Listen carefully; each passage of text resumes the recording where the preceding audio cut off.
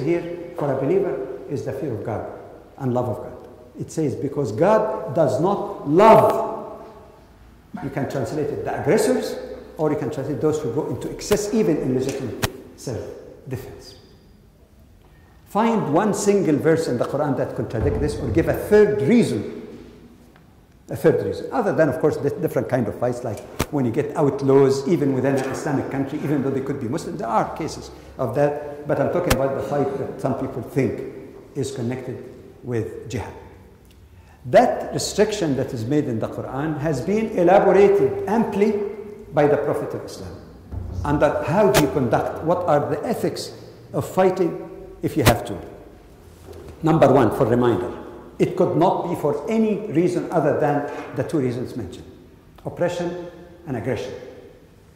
And the Prophet elaborated on that when people asked him about people who go to fight because they're looking for the war booty, the spoils of war, or people who fight to get the reputation that this person is courageous, or people who fight out of what we call today blind nationalism, my people right or wrong. It's called in Arab asabiyya, that when a tribe fight against other, it's not a matter of whether this fight is right or wrong or oppressive.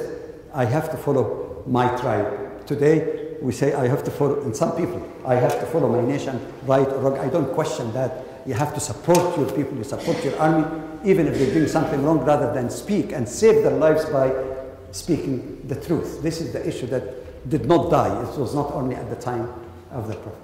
Which one of these, the Prophet was asked, is fighting in the way of God? Because the Quran says, in the way of God. He said, only when you fight so that the word of God becomes supreme, it is in the way of God. And the word of God did not allow you to fight for other than these two reasons. That's number one reason. Only for these two causes.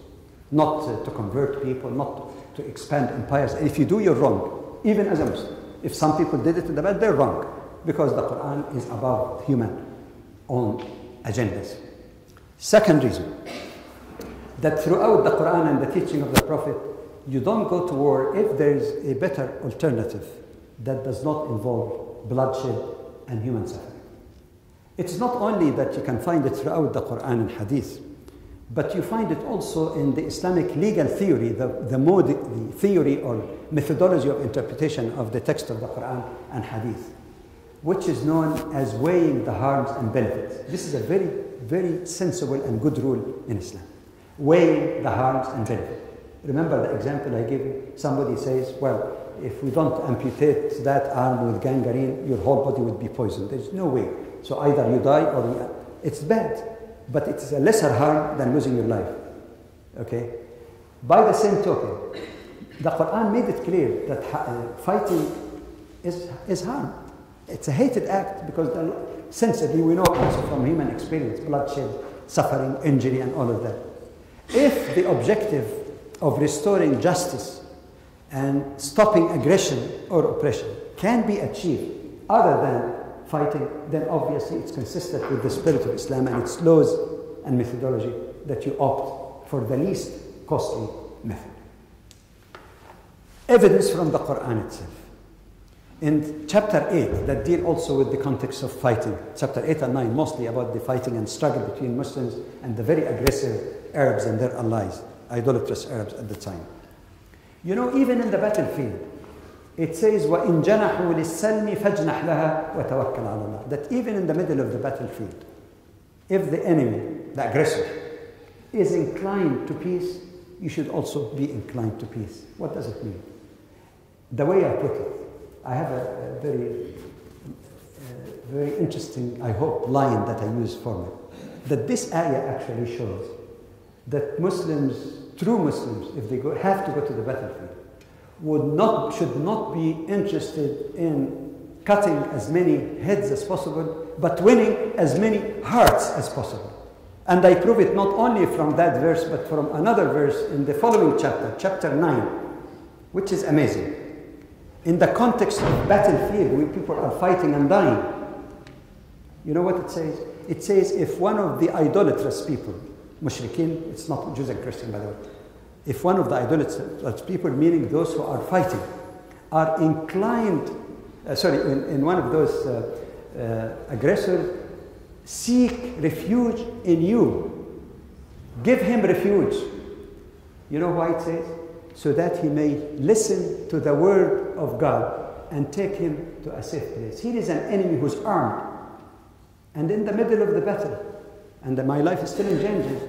He says, all right, maybe, I'm just giving a scenario to make it easier to understand. Maybe I was misled by the propaganda about the teaching of Islam. But before I make up my mind, I'm not making any commitment that I accept Islam or not. But I'd like to hear from you, because they were discouraging us listening to the Quran by ourselves. So he goes to a fighter, Muslim fighter, and he says, I'd like to hear that Quran. No commitment. You know what the Quran says? You're obligated to take him, not to take advantage of him, so that he may listen to the word of Allah. Why does it say listen to the word of Allah? Because perhaps he was misled by this false propaganda. When he hears the Quran directly from you, you explain it to him, maybe that might remove the hatred in his heart, so that it will no longer be an armistice where he stops the fight for a while. If he really it gets into his heart, even if he doesn't become a Muslim, at least that hatred might stem him or restrain him from committing violence against you. And that's what we want. We want peace. Whether people accept Islam or not, that's not the issue itself. And then it says, ثُمَّ أَبْلِغْهُ مَأْمَنَةً. Take him to a safe place. So if that person say, I heard the Quran, I'm not convinced, I don't care about it. Take advantage, now I have the right to kill him. No, you take him back to safety. You can't go to start fight after that. Can you find any evidence more clear, more decisive as this second thing, that you have to pursue peaceful means first on all grounds? Legal theory, text of the Quran, teaching of the Prophet. Let me give you one evidence to give it also greater strength. One time the Prophet noted that some of his followers, when they were marching for a battle, and he would never went into battle just to aggress against people, that they were anxious to meet the enemy, anxious to get to the war. You know, when young people get all this high in terms of getting into the fight. He said, no, don't be too anxious of meeting the enemy in the battlefield, and pray to Allah for peace. وَاسْأَلُ اللَّهَ السَّلَامَ. Pray to Allah for peace, that there would be no necessity. Something will happen that you don't have to fight. But if you have to face the enemy, then persevere in patience. Don't be too anxious to go to the battlefield. Consistent and echo what the Quran says, that fighting is a hated act in itself. Nothing to be really anxious about. Number 3. And you compare that with the 4th Geneva Convention on Warfare and International Law, Humanitarian Law. You judge for yourself. And we'll talk about 1400 years before Geneva Convention. It says that you cannot hurt what we call today actually non-combatants. The Prophet even tried to explain to people so that they don't make mistakes. He gave examples explicitly. Children, old people, weak old people walking on cane. What is he going to do to you? A woman, because women did not fight at that time. It was very seldom. Women are not fighters, so they could be useful, but they're not fighting. But notice the tolerance and acceptance of other people. He said, a clergy of other religion or a monk who is devoting himself for acts of worship. He could be useful, but look at the respect even of clergy that you don't agree with what they do. Fifthly, you don't plunder. He made it quite clear. For example, the way they understand it there, but you can extend it, extrapolate it to our situation today.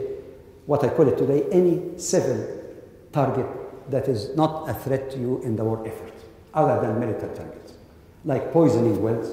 He spoke explicitly about not cutting a tree, a fruitful tree, unless, of course, there is any strategic necessity. Just for the sake of cutting trees, you're not supposed to do that. By the way, compared today, Palestinians tell you about millions of olive trees, the basic staple of poor and suffering Palestinian being bulldozed by the Israeli army. That's not Judaism.